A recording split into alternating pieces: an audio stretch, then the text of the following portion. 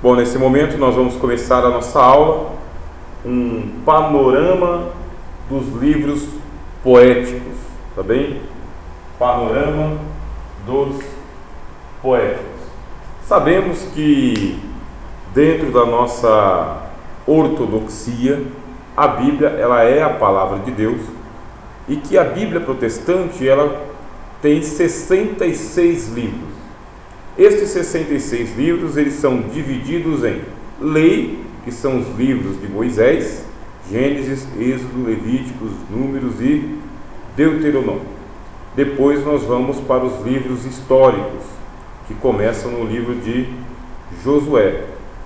Depois nós vamos para os livros poéticos, que são esses: Jó, Salmos, Provérbios, Eclesiastes, Cantares e Lamentações. Você vai ter os profetas maiores e os profetas menores. Profetas maiores, você vai ter Isaías, Jeremias, Ezequiel e Daniel. Profetas menores, você vai ter mais 12, 39 do Antigo Testamento. Depois 27 do Novo Testamento, que são os 4 evangelhos, o livro histórico de Atos, depois as 13 cartas do apóstolo Paulo e a carta aos Hebreus, mais as 7 cartas universais e depois o Apocalipse, 27 livros, total 66. Na Bíblia Católica, 72, porque eles acrescentam mais alguns livros que nós chamamos de apócrifos, que não foram inspirados. É assim que diz a nossa ortodoxia, principalmente na matéria de bibliologia. Aqui nós temos os livros poéticos. Jó. Qual que é o tema principal do livro de Jó? O justo sofre. E o justo sofre injustiça. Qual que é o diferencial do livro de Jó?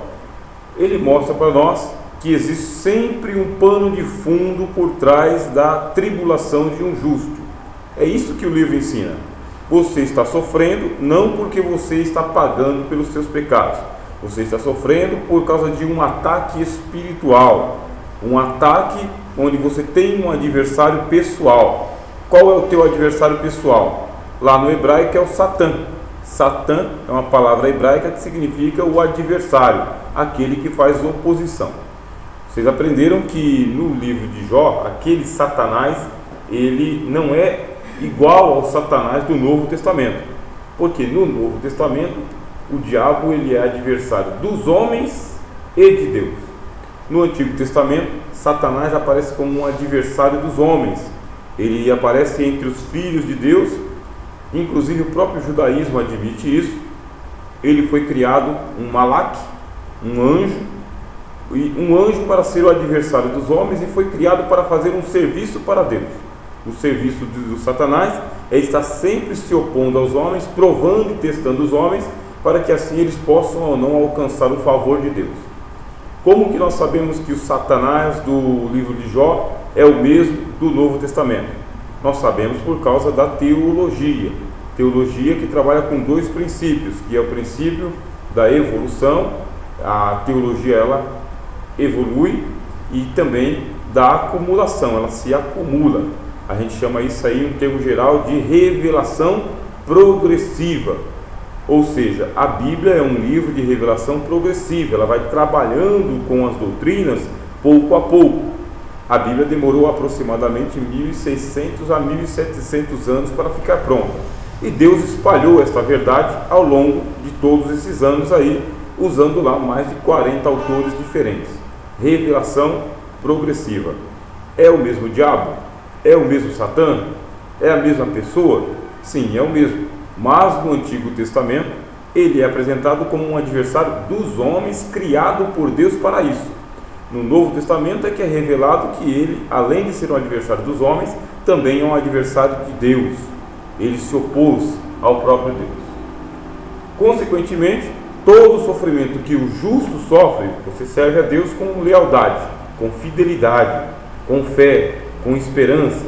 Você vê os predicados de Jó: homem reto, justo, temente a Deus e que se desvia do mal.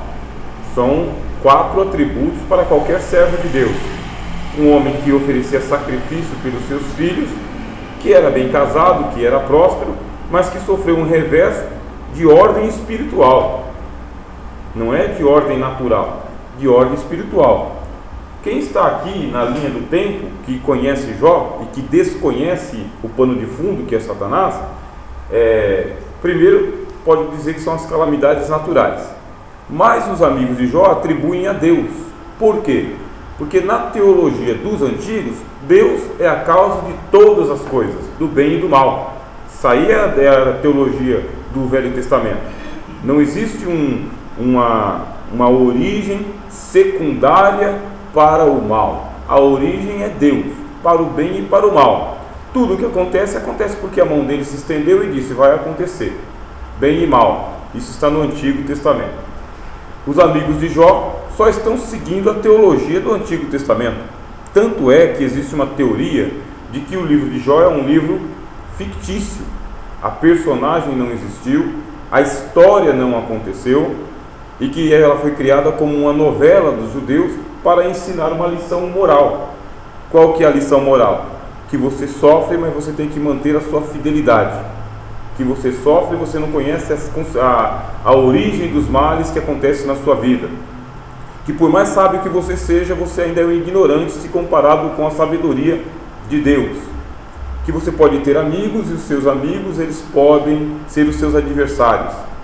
Todas essas lições saem do livro de Jó, naturalmente.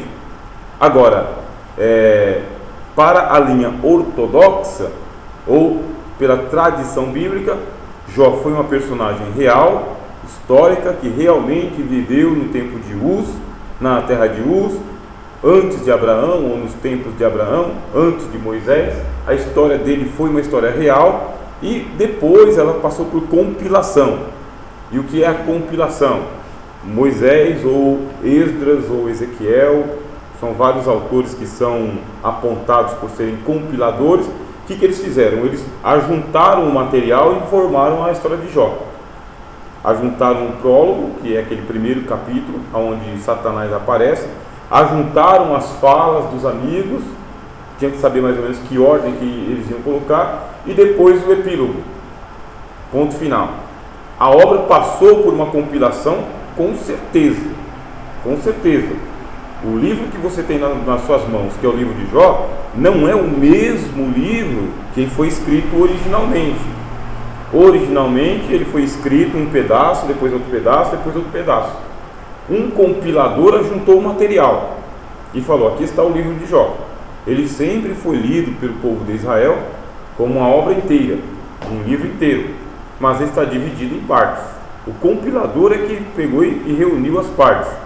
Tanto é que tem algumas partes no livro de Jó que não combinam umas com as outras. Era a vez de uma personagem falar e quem fala é a outra. Eles têm uma ordem, tá? Jó fala, depois fala um amigo, fala o outro, fala o outro. Jó fala, um amigo, outro. Tem algumas partes do livro que está embaralhado. Um amigo fala na vez do outro. Isso aí é por causa da compilação. Na hora de ajuntar o material, o compilador pode ter sido Moisés, pode ter sido Samuel, pode ter sido Ezequiel, pode ter sido Esdras. O compilador final deixou nesse formato que está aí. Isto não tira a autenticidade do livro, também não tira a inspiração do livro, porque esta parte humana não anula a parte divina. E a parte divina principal é a lição que você tem no texto. Inclusive o livro de Jó ele é considerado um livro enigmático, tá bem? Ou seja, você tem mistérios que são revelados ali. Tem uma parte que eles falam o seguinte: olha, um espírito passou por mim e eu senti um arrepio muito grande. Eu fui tomado por um pavor noturno. Tem outra parte que ele fala o seguinte: olha, estou sofrendo tanto, para qual dos santos que eu vou me virar? Porque eles acreditavam na intercessão dos santos. Existem muitos mistérios no livro de Jó. Não dá para a gente pontuar aqui muita coisa, foi por isso que nós gastamos 2 aulas só com o livro de Jó, vocês lembram, né? Mas o material que também está no CD que complementa, porque lá no outro núcleo eu falo mais coisas ainda.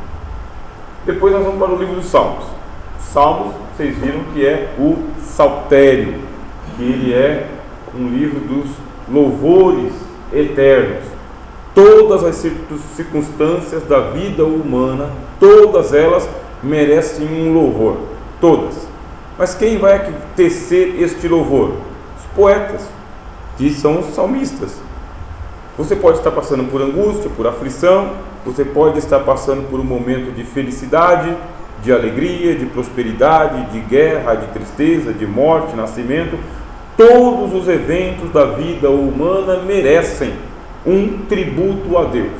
É isso que ensina o livro dos Salmos.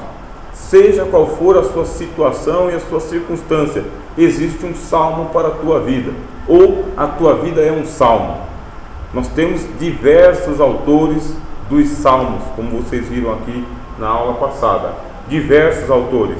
Nada é motivo de você sufocar o louvor.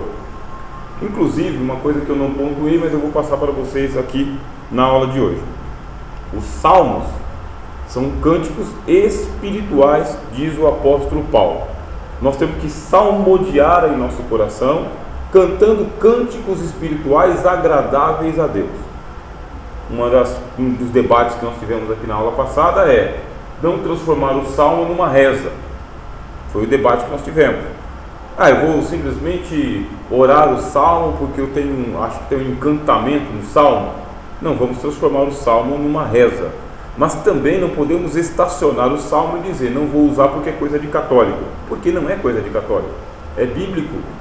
O apóstolo Paulo fala, falando entre vós com salmos e cânticos espirituais agradáveis a Deus. Ou seja, a igreja do primeiro século, ela fazia uma cópia do culto que acontecia na sinagoga. Fazia uma cópia. Na sinagoga, o culto, primeiro ponto, eles faziam a leitura da lei de Moisés. Segundo ponto, eles faziam a leitura dos salmos, ou cântico dos salmos. Havia um momento de louvores e comentários, tá? E depois eles faziam a leitura dos profetas. Eram 3 momentos na sinagoga. Eles começavam na sexta-feira, 6 horas da tarde, e eles passavam as madrugadas. A igreja, quando ela começou, ela tinha também os seus momentos parecidos com o da sinagoga. Só que eles faziam uma leitura diferente da lei, porque ela já estava cumprida, faziam uma leitura interpretativa dos profetas e também salmodiavam o Senhor no vosso coração, diz o apóstolo Paulo. Ou seja, faziam a leitura e o louvor e o comentário dos salmos também. Você vê que o livro de Atos está cheio de citações dos salmos, cheio. Por quê? Esses louvores eles são eternos. São louvores tão eternos que você vai para o livro do Apocalipse e diz que lá no céu os 144 mil eles cantam o cântico do Cordeiro e de Moisés. Aonde está o cântico de Moisés? No livro de Êxodo. Está no livro de Êxodo, está no livro do Apocalipse, mostrando que um louvor ele é eterno quando ele é inspirado por Deus. Ele não caduca, ele não perde a sua data de validade. Não é como esses louvores de consumo que a gente tem aqui, louvores da moda, que a gente canta, consome e desaparece. São louvores eternos. É o que acontece com o livro dos Salmos. O Salmo 1º, 2º, 3º, 150 salmos, eles receberam o selo dos céus. Quando você canta um louvor eterno ou um louvor espiritual, aí você precisa cantar espiritualmente, porque não são palavras humanas apenas, são palavras inspiradas por Deus. Quando você está invocando o salmo, cantando um salmo, você está tocando no Espírito. Você está tocando no Espírito. Esse é o poder que eles têm. Mas ele é igual ao restante das Escrituras. É necessário fé. Quando você prega, você não prega com fé? Nós estamos estudando, não estamos estudando com fé? Quando você canta, você também canta com fé. Ao cantar com fé, o poder que existe no salmo se manifesta. Inclusive o Salmo 91, que é muito rejeitado por grande parte dos teólogos. Rejeitado assim, o seu lado místico. Não, tem que ser pensado, tem que ser meditado, tem que ser recitado e tem que ser orado também. O Salmo 91, naquelas circunstâncias. Tem até um irmão nosso que ele fez um hino assim que dá pra gente cantar tranquilo, né? Aquele que habita no esconderijo do Altíssimo, à sombra do Senhor onipotente descansará. Direi do Senhor. E o hino foi transformado em uma letra em língua portuguesa, um hino que deve ser cantado. Ele tem pudor bíblico, ele tem inspiração bíblica. O conhecidíssimo Salmo 46 não é? O Senhor dos Exércitos está conosco, o Deus de Jacó, nosso refúgio e fortaleza, pelo que não temeremos. O Matos Nascimento mesmo, ele colocou isso aí, uma música que é fácil da gente cantar, está sempre sendo cantado. E quando você canta os salmos, você está tocando no Espírito, é só você entrar em meditação, porque o primeiro capítulo do Salmo já diz, né?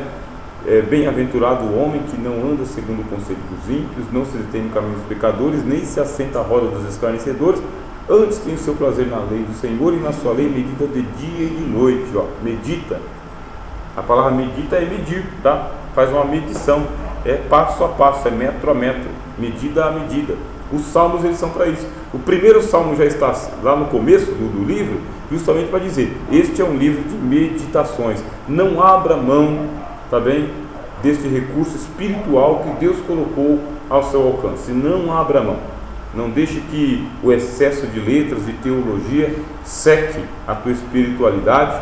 Não deixe que a ignorância tome conta do teu ser também. Não entre pelas veredas de um misticismo cego, sabe, fanático. Simplesmente esteja com um tesouro na sua mão e faça essas leituras. A história conta que o Charles Spurgeon, ele leu a Bíblia 100 vezes de joelho, diz ele, e o livro de Salmos era o predileto dele. Ele gostava de fazer a leitura dos Salmos de joelho. É um pudor espiritual, é uma riqueza espiritual, louvores eternos. O próprio Cristo cantou o Salmo na cruz, Salmo 22. Eloi, Eloi, ou Eli, Eli, né? Deus meu, ele cantou essa primeira parte. Haviam várias recitações. Quando Cristo, ele disse sobre as porções da Bíblia, ele falou exatamente o que? A lei, os profetas e os salmos. Cristo não descartou os salmos, ele disse que faz parte da Bíblia. Faz parte da Bíblia. Tanto a tradição judaica quanto a cristã sempre valorizaram os salmos. O cântico mesmo, o cântico. Existem boas traduções que trazem para nós os salmos colocados em versos, de uma maneira que dá até para você recitar. Então eu vou orientar os irmãos a fazerem esse pequeno exercício, tá bem? Vai lá, entra na internet e coloca assim, salmos cantados. Você colocou lá salmos cantados, você vai ver que existe na igreja anglicana, igreja ortodoxa, igreja católica, igrejas históricas. Existe no nosso próprio inário evangélico, muitos salmos mesmo, que eles foram colocados numa métrica da língua portuguesa. Ou seja, não podemos abrir mão. Vocês veem que o louvor, ele é tão importante que, quando Deus está criando o mundo, o que ele faz? Chama os anjos, e os anjos cantam. No livro do Apocalipse, eu estou falando agora do livro de Jó, que foi o primeiro livro da Bíblia, e no livro do Apocalipse você tem 7 cânticos. Os anjos estão cantando diante de Deus, e conforme eles cantam, alguma coisa acontece. As trombetas que são tocadas, enquanto a música está tocando, alguma coisa está acontecendo. Deus habita num trono feito de louvores. O povo de Israel deu volta lá em Jericó, tocando as trombetas. Na volta de Jesus, toque de trombeta. É a música, é o poder espiritual da música. Lembram que Davi expulsava demônios tocando a harpa. Lembra que o profeta Eliseu profetizava quando alguém estava tocando lá uma lira, uma espécie de guitarra da antiguidade. O louvor, ele tem um poder espiritual. É necessário ser cantado, sim. Eu lembro que eu tenho um testemunho na minha vida de que eu cantava na empresa que eu trabalhava, e o meu patrão, ele era espírita, macumbeiro. E ele, um dia, ele passou por mim assim, tão possesso, que quando ele ouviu eu cantando, ele gritou comigo no meio de todo mundo, mandando: para de cantar, eu não suporto mais ouvir você cantando. Por quê? A gente sabe que tem um poder espiritual. Você não está simplesmente espantando os males, você está invocando a presença de Deus, do Espírito, está tocando no Espírito com louvor. Só que tem que ter a letra certa. Por isso que o salmo tem salmo de deprecação, invocação, louvor, gratidão, pedido de socorro, de angústia, cântico dos degraus, cântico da peregrinação, cântico da lua nova. Tem vários. Ou seja, não é só cantar, é cantar o louvor certo. Cantando o louvor certo, na nota certa. Qual que é a nota? É aquela que abre a tua alma, abre o teu espírito. Infelizmente a gente sabe que banalizou bastante a questão do louvor na igreja. A gente sabe que por causa da indústria musical, a indústria estragou o louvor. Estragou. Você vai ter que escolher a dedo agora o que é uma boa hinologia. Você tem que escolher a dedo, você tem que ter aquela sensibilidade. Tem alguns que você ouve por causa da letra, outros você ouve por causa da canção, outros você ouve por causa do ritmo. Mas você ouve. E quais é aqueles que você canta? Não é o que você ouve, mas qual é aquele que você canta? Se você resgatar esse valor espiritual, você está dentro da ideia, da linha dos livros poéticos. Terceiro, o livro dos Provérbios. Não é só de Salomão, tá bem? O livro dos Provérbios, eles são de diversos autores. Embora esteja dividido em capítulos, ele não deveria ter sido dividido em capítulos. Ele deveria ter sido mantido em versículos. Então, verso 1, verso 2, 3, 4, 5, 6, 7, até o 3.000, 4.000. Deveria. Mas, quando foi feita a divisão da Bíblia inteira em capítulos, dividiram os provérbios também. Significa que as pessoas tentam ler o livro de provérbios como se fosse um livro escrito, um livro profético, uma carta. Não é assim. Ele tem que ser lido verso a verso, porque cada verso é um provérbio. Alguns provérbios são maiores e outros provérbios são menores. E aí, na hora de fazerem a divisão de capítulos e versículos, cortaram os provérbios no meio. E dá a impressão que são dois provérbios, quando é um provérbio só. Em alguns, é um provérbio menor e ele está um pouco maior. Quer dizer, a divisão dos provérbios não foi perfeita. Não atrapalha em nada a inspiração do texto, tá? E nem a sua compreensão, desde que você tenha esse critério, esse cuidado de entender cada uma daquelas linhas ali como sendo uma linha independente da outra. Existem assuntos mais extensos, aí nesse caso o provérbio está um pouquinho maior, mas para você entender qual que é o provérbio um pouquinho maior e o menor, você tem que ser estudioso do livro de provérbios. Os irmãos sabem que eu sempre disse aqui que este é um curso que ele vai trazer a introdução. A especialização é consequência sua. É você dizer, eu vou tirar um ano inteiro para estudar o livro de provérbios, ou 2 anos. E você vai atrás de comentários, vai atrás da Bíblia, vai atrás de estudos, e você vai lá, linha a linha, fazer isso daí. Demora muito tempo. Por isso que você vai ter que se especializar. Tem irmão que é especializado no livro de provérbios. Outros são especializados em salmos. Uns são especializados em Jó. O que você tem aqui? Você tem a sabedoria, ela possui graduação, tá? O próprio começo do livro de Provérbios já mostra que a sabedoria ela é gradual. Você tem um nível do simples, da simplicidade, que é o básico para você começar a história, até os enigmas e os mistérios. O livro de Provérbios diz isso, para você entender a sabedoria dos sábios, o enigma que existe por trás das palavras, para que o simples alcance sabedoria. E a gente tem uma tendência de simplificar todas as coisas, infelizmente. Bem cultura do brasileiro mesmo. Chama-se cultura de simploriedade. Cultura de simploriedade não é simplicidade, tá? Simploriedade é porque o assunto ele já está aqui, vamos supor, tem níveis, tá? Tem níveis. A gente bate uma regra. Essa régua aqui é a linha do simples, é o mínimo, tá? Só que você tem o máximo aqui em cima, e nós temos a tendência de fazer uma linha para baixo do simples. Isso aqui é simploriedade, é tirar o valor de alguma coisa, tirar a riqueza de alguma coisa, é trazer para o subsolo. Essa é uma cultura que existe no meio cristão, evangélico, protestante e pentecostal. O assunto é aqui em cima e a gente traz lá para debaixo da terra, porque a gente acha que Deus ele não está se importando, porque a gente acha que é vaidade, a gente acha que isso aí é soberbo, é arrogância, é prepotência, é querer se amostrar, e ignora que o próprio sentido das Escrituras ele mostra que existem graus. Existem graus. Você é simples, tá bom, você está na linha da simplicidade. Só que a própria Bíblia está dizendo, sobe as escadarias. Sobe as escadarias, por causa que a sabedoria edificou a casa dela acima de 7 colunas. Ou seja, está aqui em cima, você tem que subir as escadarias. Se você não subir, você vai fazer aqui embaixo.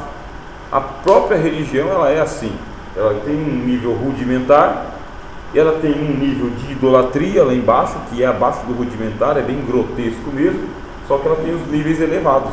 A própria religião, a teologia, a filosofia, o conhecimento humano, você, tua psicologia, tudo em você é dividido em graus. E aí no Salmo 90, o Moisés pede o quê? Sabedoria para ele aprender a contar os anos, para ele saber em que grau que ele está. Qual que é o grau que você está? Qual que é a idade que você está? Você já avançou na sua sabedoria? O livro de Provérbios diz. Então vamos avançar junto. 30 capítulos você mata, 31. Você mata o livro de Provérbios. Eu vou ler um capítulo por dia. Leia um capítulo por dia. Você não está meditando, mas leia um capítulo por dia. Se você for muito exigente, leia um verso por dia. E fica meditando, memorizando aquele verso. Faça isso. Você vai demorar 30 anos. Mas você memorizou o livro de Provérbios. Memorizou. É assim que os judeus faziam, tá? Eles memorizavam porque o provérbio, ele é para ser um ditado popular. Ditado popular. Água mole em pedra dura, tanto bate até que fura. Para sempre você vai lembrar disso daqui. Para sempre. O temor do Senhor é o princípio da sabedoria. Ponto. Esse é um provérbio eterno. Como maçãs servidas em salva de prata, assim é a palavra do sábio. É para você lembrar para sempre isso daqui. Não é para esquecer mais. O provérbio é para você memorizado, para ser recitado, e para você ter ele ali no bolso, na hora que você vai tomar uma decisão. Opa, vou tomar uma decisão. Qual é o provérbio que fala desse assunto? Eu tenho vários provérbios que ficam na minha mente o tempo todo, tanto bíblicos quanto extra-bíblicos.